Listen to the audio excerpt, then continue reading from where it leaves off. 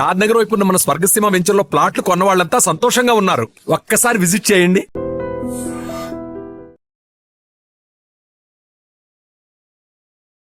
Land చెప్పించారు ట్రివాండ్రంలో, fuel అని చెప్పారు, దాని తర్వాత హైడ్రాలిక్ ఇష్యూ అని చెప్పారు. లాస్ట్ ఇప్పుడు 25 రోజుల తర్వాత 22 రోజుల తర్వాత దాన్ని ఇప్పుడు హ్యాంగర్లో తీసుకెళ్ళి రిపేర్ చేయడానికి బ్రిటిష్ టెక్నీషియన్స్ అందరు వచ్చారు.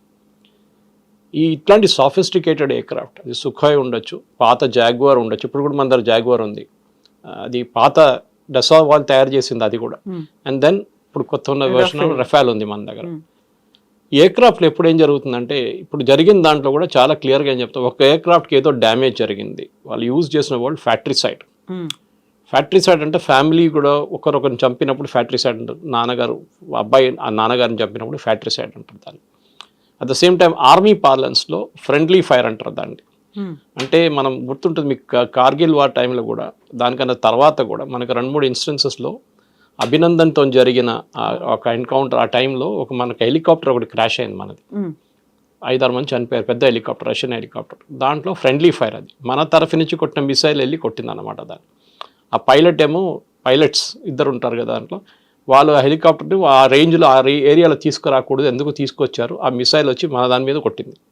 ఎందుకంటే మిసైల్స్ అనేది హీట్ సీకింగ్ మిసైల్స్ ఉంటుంది, ఒకసారి ఫైర్ చేసినప్పుడు మిసైల్స్ ఏదైనా హీట్ సీకింగ్ ఇంజిన్ ఏదైనా ఉంటే దాని వెంట పడుతుంది అనమాట.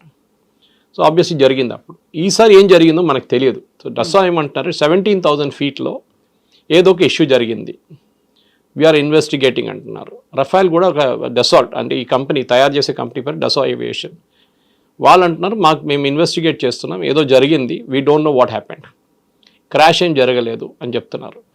చైనీస్ ఎంబసీస్ వరల్డ్ వైడ్, ఇది మన స్టేట్మెంట్ కాదు, this is the French company statement, వీళ్ళు కావాలని చెప్పి మా మీద ఒక క్యాంపెయిన్ నడిపిస్తున్నారు చైనా. ఎందుకంటే చైనా ఇదే ఎయిర్క్రాఫ్ట్ చాలా కంట్రీస్కి అమ్మడానికి ట్రై చేస్తున్నారు. ఆల్రెడీ పాకిస్తాన్ వాళ్ళకి దొరికారు, ఎందుకంటే వాళ్ళ దగ్గర డబ్బులు లేవు, ఎవరు వాళ్ళకి ఎయిర్క్రాఫ్ట్ ఇవ్వరు, రష్యన్స్ ఇవ్వరు, కానీ యూఎస్ వాళ్ళు కూడా ఇవ్వరు వాళ్ళకి. ముందు F-16 ఎందుకు ఇచ్చారంటే ఆఫ్ఘనిస్తాన్లో ఫైట్ చేయడానికి ఇచ్చారు. దాంట్లో స్పెసిఫిక్ కండిషన్ కూడా ఏం పెట్టారంటే, to fight terrorist in Afghanistan అని చెప్పి ఎయిర్క్రాఫ్ట్ ఇచ్చారు, ఇంకా దేనికి వాడకూడదు అని చెప్పి. అప్పుడు కూడా మన వ్యతిరేకంగా వాడుకుంటున్నారు వాళ్ళు, కానీ వాళ్ళు చూపించేదని మేము చైనీస్ ఎయిర్క్రాఫ్ట్ వాడుకుంటున్నామని చూపిస్తున్నారు. ఈ కేసులో కూడా మనకి ఒక యుద్ధం జరిగితే లాస్ ఉంటుంది. Let us be very practical about it. ఈ రాహుల్ గాంధీ అడిగిన స్టేట్మెంట్, ఎన్ని ఎయిర్క్రాఫ్ట్ పోయింది అనేది ఎగ్జాక్ట్లీ చైనీస్ వాళ్ళు చేసిన క్యాంపెయిన్ అంటున్నారు. అది ఇప్పుడు మనం చెప్పట్లేదు. Again డసా aviation is saying it, that Chinese embassies, Chinese world wide వాళ్ళ మార్కెటింగ్ టీమ్స్ ఏం చేశారంటే, అన్ని మార్క్డ్ ఇమేజెస్, లేనిపోయిన ఇమేజెస్, పాత క్రాష్ ఇమేజెస్ అన్ని తీసి ఏదో రఫాల్ పడిపోయిందని. వీళ్ళేమంటున్నారు, పడిపోయింది అంటున్నారు కదా, చూపియండి మాకు ఒక వీడియో చూపియండి, ఇండియా వైపు నుంచి తీసిన ఒక వీడియో మాకు చూపియండి. పాకిస్తాన్ వైపు పడుతుంది అనుకోండి, పాకిస్తాన్ వైపు మీరు చూపించచ్చు కదా, మీకు ఏం లేదు, అక్కడ కూడా మీరు మాఫ్డ్ ఇమేజెస్ చూపిస్తున్నారు. ఫస్ట్ ఆఫ్ ఆల్ మన ఎయిర్క్రాఫ్ట్ బార్డర్ క్రాస్ చేయలేదు, ఇటువైపునే ఉండేది. ఏదో టెక్నికల్ ఇష్యూ జరిగింది, 17,000 ఫీట్ అని చెప్తున్నారు వాళ్ళు చాలా క్లియర్గా. ఎందుకంటే ఫైటర్ ఎయిర్క్రాఫ్ట్ దానికన్నా పైన కూడా వెళ్తుంది చాలా మటుకు హైట్లో, కానీ ఏదో జరిగింది. వెరీ స్ట్రేంజ్లీ దాంట్లో నిన్న జరిగిన ప్రెస్ నోట్లో ఒక వర్డ్ యూజ్ చేశారు, ట్రైనింగ్ ఫ్లైట్ అంటున్నారు. So I was wondering, war జరిగే టైంలో ట్రైనింగ్ ఫ్లైట్ ఏంటనేది. సో అది కూడా ఒక క్లారిఫికేషన్ రావాల్సి వస్తుంది అనమాట. ఎయిర్ మార్షల్ భారతి అప్పుడు ప్రెస్ కాన్ఫరెన్స్ టైంలో చాలా క్లియర్గా చెప్పారు, losses are a part of the war, జరుగుతుంది. బంగ్లాదేశ్ వార్లో మన వైపు, అప్పుడు బంగ్లాదేశ్ వైపు మనకు ఎక్కువ ఎయిర్క్రాఫ్ట్ మనం కోల్పోలేదు, కానీ పాకిస్తాన్ వైపు మనకు ఆల్మోస్ట్ 70 ఎయిర్క్రాఫ్ట్లు పోయినాయి మనది. చాలా పెద్ద వార్ ఉండేది, చాలా రోజులు నడిచింది 71 వార్. సో ఆ 71 వార్లో మనకు ఎట్లా, అప్పుడు కూడా నష్టాలు ఉంటాయి, ఏ యుద్ధం జరిగినా కానీ సోల్జర్స్ చనిపోతారు, ఎయిర్క్రాఫ్ట్ దెబ్బతింటుంది, నేవల్ అసెట్స్ మీద అటాక్ ఉంటుంది, అన్నీ జరుగుతుంది. కానీ మినిమైజ్ చేయడానికి ట్రై చేస్తారు ఏ ఆర్మీ అని. కానీ ఇప్పుడు యుక్రెయిన్ రష్యా వార్ చూడండి, 1,00,000 మంది ఇక్కడ చనిపోయారు, 1,00,000 మంది అక్కడ చనిపోయారు. We're not talking civilians, army. ఆలోచించండి, ఆర్మీ అంటే ఆర్మ్ ఫోర్సెస్ అని చెప్పొచ్చు వాళ్ళది, మెయిన్లీ వాళ్ళ ఆర్మీయే, ఎందుకంటే నేవల్ అసెట్స్ ఎక్కువ ఏరియాలు లేవు అన్నమాట. ఈ ప్రాబ్లం మన దగ్గర ఎక్కడ జరిగిందంటే, రాహుల్ గాంధీ కానీ మిగతా వాళ్ళు అడిగేదే స్టేట్మెంట్ చైనా అడుగుతున్నారు. సో రఫాల్ ఏమంటున్నారంటే, డసా ఏమంటున్నారు, కావాలని చెప్పి చైనా వాళ్ళ ఏజెంట్ని కూడా ఎంప్లాయ్ చేసుకున్నారు దీంట్లో. రఫాల్ అని అడుగుతున్నారు. ఎందుకంటే రఫాల్ ఈ ఎయిర్క్రాఫ్ట్ని చాలా నేషన్స్కి అమ్మారు ఆల్రెడీ. ఈజిప్ట్, ఖతార్ వీళ్ళందరూ కొనుక్కున్నారు, కొత్త నేషన్స్కి అమ్ముతున్నారు. సో ఎక్కడైనా డౌట్ వచ్చింది అనుకోండి, ఇప్పుడు చైనీస్ ఎయిర్ డిఫెన్స్ సిస్టమ్ ఇచ్చారు, అజర్బైజాన్కి ఇచ్చారు, పాకిస్తాన్కి ఇచ్చారు, పని చేయలేదు. దాన్ని చూసాం కదా, మనం ఈజీగా కొట్టేసాం మొత్తం వాళ్ళ air defence system.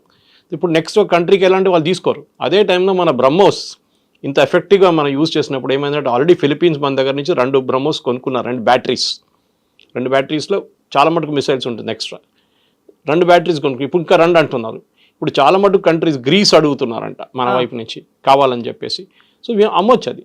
Even though it's Russian joint venture రష్యాతోని, కానీ మనకు 51% స్టేక్ ఉంది. So we have a higher say in that అనమాట.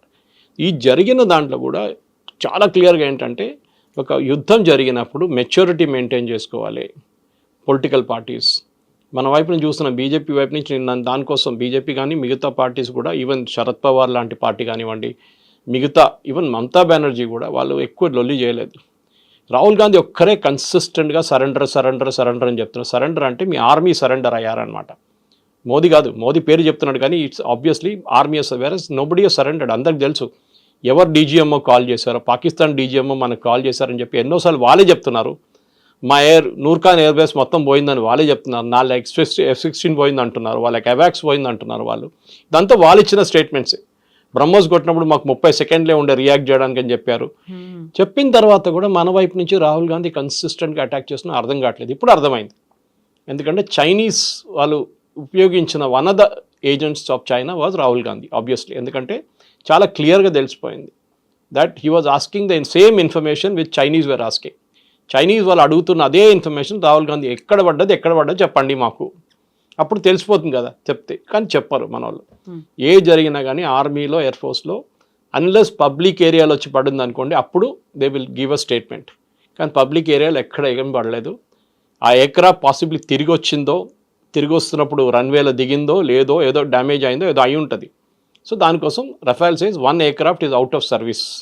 వాళ్ళు యూజ్ చేసిన వర్డ్ అది, out of service. So if it is right of simple. Otherwise వాళ్ళు replace చేస్తారంటే దాన్ని రీప్లేస్ చేస్తారు రేపు. ఇది మన కారు కొనేటప్పుడు ఉంటుంది, ఒక సంవత్సరం లోపల పని చేయకపోతే మొత్తం చాలా పెద్ద ప్రాబ్లం ఉంటే దాన్ని మెయింటెనెన్స్ చేయకపోతే దాన్ని రిటర్న్ చేసిస్తారు. ఇప్పుడు మనం చూసాం ట్రివాండ్రంలో వచ్చిన ఎయిర్క్రాఫ్ట్ కూడా అదే. ఫస్ట్ వాళ్ళు ఏమన్నారు, లో ఫ్యూయల్ అన్నారు. లో ఫ్యూయల్ తర్వాత చూస్తే హైడ్రాలిక్ అన్నారు. హైడ్రాలిక్ కోసం వాళ్ళ హెచ్ఎంఎస్ ప్రిన్స్ ఆఫ్ వేల్స్ నుంచి ఒక హెలికాప్టర్ క్రూని తీసుకొచ్చారు. వాళ్ళు ట్రై చేస్తారు, వాళ్ళతో కాలేదు.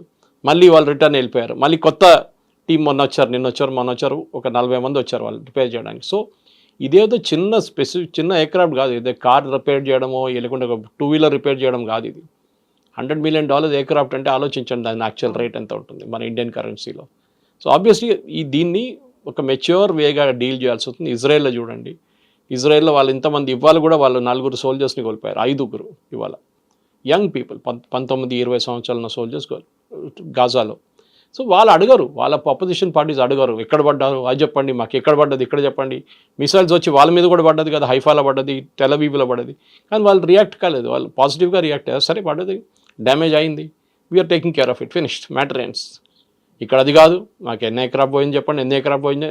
స్పెసిఫిక్గా ఎయిర్క్రాఫ్ట్ ఒక్కటే అడుగుతున్నారు, పాకిస్తాన్ వైపు ఎన్ని పోయిందని అడగట్లేదు మన వాళ్ళు. రాహుల్ గాంధీ కానీ మిగతా కొన్ని ఆపోజిషన్ పార్టీ వాళ్ళు పాకిస్తాన్ది ఎన్ని ఎయిర్క్రాఫ్ట్ పోయింది మాకు చెప్పండి అని చెప్తే మేము మళ్ళీ అదొక ఇంకొక లాజిక్ ఉంటుంది దానికి, అది లేదు. Anyway as of now డసా is taking care of it. మన ఎయిర్ ఫోర్స్ అయితే మాట్లాడరు దాని గురించి. సింధూర్ కూడా అయిపోయింది, కానీ పాకిస్తాన్ వైపు నుంచి ఇంకా స్టేట్మెంట్లు వస్తూనే ఉన్నాయి. మా వైపు జరిగింది ఇది, రఫాల్ మాది బ్రహ్మోస్ కొడితే మాకు 30 సెకండ్లో ఉండే అని చెప్తున్నారు. అది కాకుండా నూర్ఖాన్ ఎయిర్ బేస్ కానివ్వండి, జకోబాబాద్ కానివ్వండి, మిగతా ఎయిర్ ఫోర్స్ బేస్ మీద జరిగిన వాళ్ళ డ్యామేజ్ కూడా నిన్ననే మొన్న 3 రోజుల క్రితం ఒక ఫార్మర్ సీనియర్ సిఐఏ ఏజెంట్ ఏం చెప్పారంటే దట్ వాళ్ళ న్యూక్లియర్ వెపన్స్కి ఒక అమెరికన్ జనరల్ దగ్గర ఉందంట, who is స్టేషన్డ్ in Islamabad. So Pakistan cannot operate, వాళ్ళ న్యూక్లియర్ బటన్ వాళ్ళు ఆపరేట్ చేయలేరు వితౌట్ అమెరికన్ పర్మిషన్ కూడా కాదు, వాళ్ళు కీ ఆపరేట్ చేస్తేనే ఇది న్యూక్లియర్ మిసైల్స్ రిలీజ్ చేయొచ్చు. అది అమెరికా అక్కడ వచ్చి కూర్చున్నారు వాళ్ళు. ఎందుకంటే వాళ్ళకి భయం ఏంటంటే ఈ తాలిబాన్ చేట్లను లేకుంటే అల్ఖైదా చేట్లను లేకుంటే ఐసిస్ చేతులు ఢిల్లీ పడిపోతే న్యూక్లియర్ వెపన్ రేపు వాళ్ళు తీసుకొచ్చి వాషింగ్టన్ మీద వాడేస్తారు, లేకుంటే న్యూయార్క్ మీద వాడేస్తారు. అది కాకూడదని చెప్పి చేస్తున్నారు అన్నమాట. సార్ ఇప్పుడు చివరికి పాకిస్తాన్ అయినా మాకు ఎంత నష్టం జరిగింది అనేది చెప్పుకుంటోంది, భారత్ ఎందుకు చెప్పుకోవట్లేదు? ఒక పారదర్శకత అనేది ఉండాలి, ఎందుకంటే డిఫెన్స్ సిస్టమ్ మీద పెట్టేదంతా మన డబ్బే కదా, చెప్పాల్సిన అవసరం ఉంది కదా అని. మీరు చెప్పింది రిప్లై కరెక్టే, కానీ కొన్ని దానికి సీక్రసీ మెయింటైన్ చేయాల్సి వస్తుంది. ఫర్ ఎగ్జాంపుల్ ఒక బ్యాటిల్లో, ఇవాళ జరిగిన ఒక బ్యాటిల్లో మనం ఫర్ ఎగ్జాంపుల్ ఎయిర్క్రాఫ్ట్ పక్కన పెడతాం మనం, ఒక టెర్రర్ ఆపరేషన్ జరిగింది, 4గురిని చంపేశాం, Hmm. వాళ్ళ సిగ్నల్ మాకు దొరికింది, వాళ్ళు శాటిలైట్ సిగ్నల్ యూజ్ చేశారు, మేము శాటిలైట్ ఫోన్ పట్టుకున్నామంటే నెక్స్ట్ టైం వాళ్ళు శాటిలైట్ ఫోన్ వాడరు. మనం కూడా చెప్పారనుకోండి, ఎస్ వాళ్ళు రెఫైల్ కొట్టారు లేకుంటే మనం కొట్టాము ఇట్లా జరిగిందంటే వాళ్ళు నెక్స్ట్ టైం వాళ్ళకి అర్థమైపోతుంది దీని ఇట్లానే చేయాలి. సో మిలిటరీ సీక్రెట్స్ అని ఉంటుంది. పాకిస్తాన్ ఏం చెప్తున్నారు, వాళ్ళ డ్యామేజ్ జరిగింది ఏదని చెప్తున్నారు, కానీ మన వైపు ఎక్కడ డ్యామేజ్ జరగలేదు. మనకు చూసాం మనం చాలా క్లియర్గా. మన వైపు వచ్చిన ఒక్క మిసైల్ కూడా 2-3 మిసైల్ సివిలియన్ ఏరియా మీద పడ్డది, ఒకటి సర్గోదా ఎయిర్ బేస్ మీద పక్కన వెళ్ళి పడ్డది, ఎయిర్ బేస్ మీద పడలేదు అది. సో పాకిస్తాన్ మన యాకాక్ గన్స్ అంటారు, అంటే యాంటీ ఎయిర్క్రాఫ్ట్ గన్స్ నుంచి S-400 దాకా చాలా బాగా పనిచేస్తుంది. మల్టీలేయర్ డిఫెన్స్ సిస్టమ్ దాంట్లో మనం చూసాం చాలా మటుకు ఎట్లా పనిచేస్తుంది అది. దాని క్లారిటీ కూడా చాలా మంది మనం టీవీలో చూసాం రాత్రిపూట. 5-6 మిసైల్స్ వెళ్ళి ఉంటుంది అక్కడిక్కడ, that is okay, it's still Akash Teer పనిచేస్తుంది బాగానే. కానీ డ్యామేజ్ జరిగింది అన్ని పబ్లిక్ డొమైన్లో చెప్పక్కర్లేదు. It is a protracted war, అంటే చాలా రోజులు నడిచిన యుద్ధం అంటే అప్పుడు చెప్పొచ్చు ఇంతమంది చనిపోయారు, ఇంతమంది ఎయిర్క్రాఫ్ట్ పోయింది, ఇన్ని నేవల్ అసెట్స్ మీద అటాక్ జరిగింది, ఇంత ఆర్మీ వాళ్ళు చనిపోయారు అని చెప్పి అప్పుడు చెప్తాం. కార్గిల్లో చెప్పాం కదా, కార్గిల్లో ఏ నష్టం జరిగింది అందరికీ తెలుసు. కార్గిల్లో వాళ్ళ ఎంతమంది పోయారని చెప్పి చాలా క్లియర్గా మనం అక్కడ గ్రేవ్స్ కూడా తయారు చేసాం వాళ్ళ కోసం. విజయ్ దివస్లో we celebrate those days with the fallen soldiers martyrs కోసం. ఈ కేసులో మనం చెప్పక్కర్లేదు, ఎందుకంటే we are holding lot of proprietary information. Next surgical strike అప్పుడు చెప్పలేదు, ఇది ప్రిసిషన్ స్ట్రైక్, ఇది కూడా చెప్పలేదు అని చెప్పరు, ఎప్పుడు చెప్పరు. ఎందుకంటే మీరు సర్జికల్ స్ట్రైక్లో మేము ఇట్లా కొట్టామని చెప్తే నెక్స్ట్ టైం వాళ్ళు రెడీగా ఉంటారు దానికోసం. యూ షుడ్ నెవర్ సే మేము పాకిస్తాన్ ఎట్లా కొట్టామని మన వాళ్ళు ఇప్పుడు కూడా చెప్పట్లేదు. నూర్ఖాన్ బేస్ ఎట్లా కొట్టామని చెప్పట్లేదు, జకోబాబాద్ ఎట్లా కొట్టామని చెప్పట్లేదు, కైరానా హిల్స్ దగ్గర ఏం చేసాం మనం చెప్పట్లేదు. సో వీఆర్ నాట్ స్పీకింగ్, అది maturity of an army is there. Israel వాళ్ళు ఇంత పెద్ద క్యాంపెయిన్ చేశారు ఇరాన్ మీద, వాళ్ళు మొత్తం ఇన్ఫర్మేషన్ ఇచ్చారు బయట, ఎక్కడ ఇవ్వలేదు. అటాక్ చేసాం, బాంబ్ చేసాం, యూఎస్ కూడా B-2 బాంబర్స్ తీసుకెళ్ళాం, కొట్టాం. డ్యామేజ్ ఎంత జరిగింది, సబ్స్టాన్షియల్ డ్యామేజ్, అంతే. పిక్చర్స్ ఎవరైనా దొరకచ్చు. Today you can go to any international thing, వాళ్ళు శాటిలైట్ పిక్చర్స్ మీకు ఇస్తారు. పాకిస్తాన్కి 10 నిమిషాలు పడుతుంది ఆ శాటిలైట్ పిక్చర్ కొనడానికి. దాని నుంచి వాళ్ళకి క్లియర్గా తెలిసిపోతుంది ఏమైనా మన ఎయిర్క్రాఫ్ట్ కింద పడితే దాని విజువల్స్ ఉంటుంది దాంట్లో. ఏ విజువల్స్ లేదు, ఎక్కడ లేదు. సో మనం సీక్రసీ మెయింటైన్ చేయాలి, చాలా ఇంపార్టెంట్. అన్ని పబ్లిక్ డొమైన్లో చెప్పక్కర్లేదు. ఓకే, మనుషులు చనిపోతే క్లియర్గా తెలిసిపోతుంది, ఎందుకంటే మనం వీ హోల్డ్ ఒఫిషియల్ ఫ్యూనరల్స్. నిన్ననే పాకిస్తాన్ ఒక కార్గిల్లో చనిపోయిన ఒక సోల్జర్ని మేము బాడీ తీసుకోమని చెప్పిన వాళ్ళకి నిన్న వాళ్ళు విక్టరీ పరేడ్లో వాళ్ళు ఒక మెడల్ ఇచ్చారంట ఆయనకి, చనిపోయిన ఆయనకి. First the refuse to accept his body from India. మన వైపు నుంచి మనమే దాన్ని బరీ చేసాం అన్నమాట బాడీని. అట్లాంటి మనుషులు వాళ్ళు, మన అట్లా కాదు. మన ఫాలన్ సోల్జర్స్ని మనం ఎప్పుడు రెస్పెక్ట్ ఇస్తాం, వాళ్ళ ఫ్యామిలీకి బాడీ అక్కడ పంపిస్తాం, అన్నీ జరుగుతుంది. ఈసారి కూడా చూసాం మనం అది జరిగిందంతా. పహల్గామ్లో జరిగింది కానివ్వండి, మిగతా అన్ని ప్లేసెస్లో కూడా we take care of our soldiers very well. అది ఉంది. అసెట్స్ ఎక్కడైనా పోయిందంటే చాలా క్లియర్గా ఎయిర్ మార్షల్ భారతి వర్డ్ కూడా యూజ్ చేశారు, all our pilots are safe. ఎప్పుడైనా ఎయిర్క్రాఫ్ట్ ఫ్లయింగ్ టైంలో ఏదైనా ప్రాబ్లం వచ్చినప్పుడు సార్ట్అవుట్ చేయకపోతే దాన్ని సార్ట్అవుట్ చేయలేము అని, ఎందుకంటే పైలట్ దగ్గర మైక్రో సెకండ్స్ ఉంటుంది, 5-10 సెకండ్లో డిసైడ్ చేయాల్సి వస్తుంది ఏం చేయాలని. ఇంజిన్ పని చేయట్లేదు, ఇంజిన్ ఫ్లేమ్ అవుట్ అయిపోయింది, లేకుంటే ఏవియానిక్స్ పోయింది, ఇంకా ఎయిర్క్రాఫ్ట్ని కంట్రోల్ చేయలేము. వాళ్ళు లాస్ట్ మినిట్ దాకా ల్యాండింగ్ ట్రై చేస్తారు మళ్ళీ తీసుకొచ్చి ల్యాండ్ చేయడానికి. కానీ అది కూడా కాకపోతే ఏం చేస్తారంటే the instruction to all the pilots is eject. వాళ్ళ దగ్గర ఒక బటన్ ఉంటుంది, ప్రెస్ చేస్తే పైకి ఎయిర్క్రాఫ్ట్ నుంచి బయటికి వెళ్ళిపోతారు, పారాషూట్ ఓపెన్ అయితే ల్యాండ్ అయిపోతారు, ఎయిర్క్రాఫ్ట్ పోతుంది, ఎక్కడో వెళ్ళి పడిపోతుంది. అది ఎందుకు చేస్తున్నారంటే ఒక ఎయిర్ ఫోర్స్ పైలట్ని ట్రైన్ చేయడానికి మీరు 2.5-3 కోట్లు ఖర్చు పెడతారు. Your life is more valuable than the aircraft రేపు కొనొచ్చు. ఇంకొక పైలట్ని ట్రైన్ చేసి తీసుకురావాలంటే చాలా కష్టపడాలి. మన దగ్గర ట్రైన్ చేస్తారు హకీంపేటలో. ఫస్ట్ అక్కడ ఫిక్స్ వింగ్ ఉంది, దిండిగల్లో ఫిక్స్ వింగ్ ఉంది, హకీంపేటలో హెలికాప్టర్ డివిజన్ ఉంది మన దగ్గర. సో ట్రైనింగ్ కోసం చాలా ఖర్చు పెట్టిన డబ్బులు వాళ్ళ ఎక్స్పీరియన్స్ అయినప్పుడు they have to save that life అన్నమాట. దానికోసం చూడండి లాస్ట్ మినిట్ దాకా వాళ్ళు ట్రై చేస్తారు, కాకపోతే ఎజెక్ట్ చేసేస్తారు వాళ్ళు. సో ఇది కూడా అంతే case. That in a war also, war సిచ్యువేషన్లో కూడా ఎయిర్క్రాఫ్ట్ని సేవ్ చేయడానికి ట్రై చేస్తారు, ఎందుకంటే చీప్ కాదు. $50 మిలియన్ $60 మిలియన్ ఒక్కొక్క ఎయిర్క్రాఫ్ట్. F-35 అయితే $100 మిలియన్, మన ఇంకా కొనలేదు అది.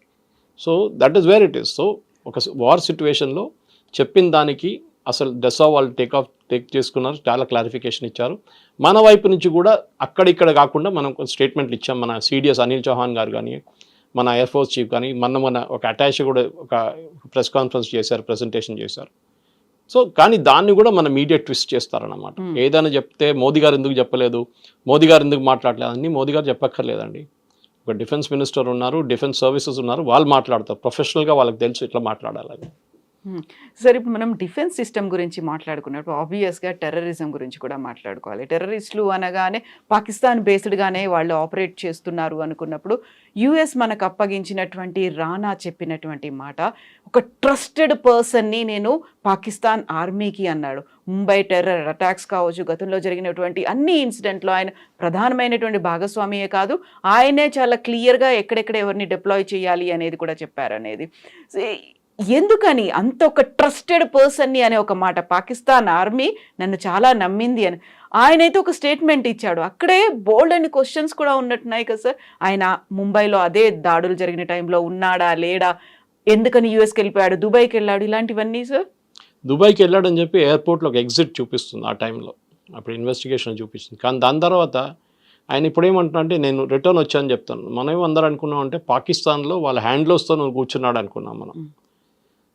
డేవిడ్ కోల్మెన్ హెడ్లీ కానివ్వండి, తహవూర్ రానా కానివ్వండి, ఐడెంటిఫికేషన్లో స్పాట్స్లో ముంబైలో ఆల్మోస్ట్ 20 స్థానాలు వాళ్ళు ఫస్ట్ రెక్కీ చేసుకున్నారు. For more videos, Please subscribe to iDream. Please subscribe to iDream. Please subscribe iDream. And please subscribe to iDream. For more videos, subscribe to iDream. please like, share and subscribe to the channel. Congratulations, iDream. Subscribe to iDream. Subscribe to iDream.